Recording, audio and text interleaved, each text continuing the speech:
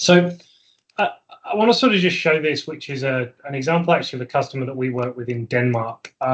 They make kind of actually garage doors is their main product, right? So I think I want to show this one because I think it really shows this is a product that looks fairly simple, right? It's a big aluminium sheet, and you know, you maybe have some pulleys and some locking mechanisms, but ultimately it's a fairly simple product.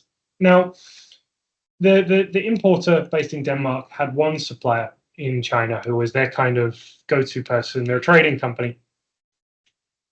Now, this supplier, you know, supplied basically they would assemble about 18 different components to each garage door, right? So there was the main door body, there was some springs, there were some locks, you know, there was some struts and other components to fit everything together.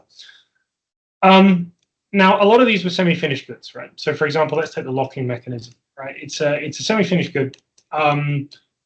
When we actually looked at all of the precursor material suppliers that they had across these 18 suppliers, there were over 100 precursor material suppliers, right?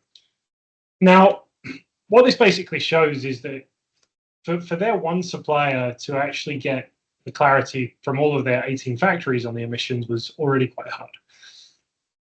To have each of these 18 factories then go and gather emissions on precursor materials was even more difficult, especially when you see that most of them were going back to the same two state-owned steel and aluminium suppliers, right?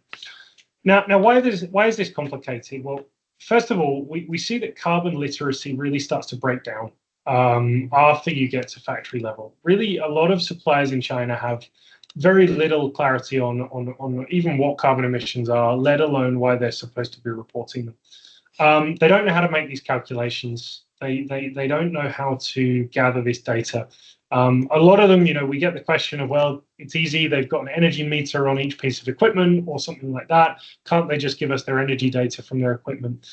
Quite frankly, a lot of suppliers, you know, these factories are so small that they're not even gathering data on energy usage, apart from just they sort of pay their energy bill at the end of every month. So they're really not mature in this respect of managing sort of data and energy.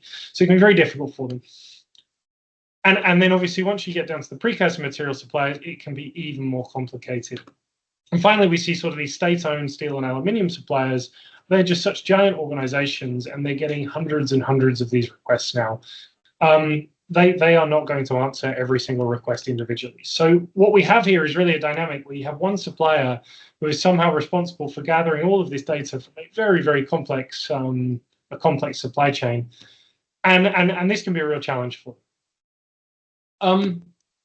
You know, we see that sort of the different scale of the companies is a real challenge here. So if you look at the supplier, you know, often they're sort of a trading company. They're sourcing a certain category of goods, right? So, you know, I pulled a photo from a trade show here.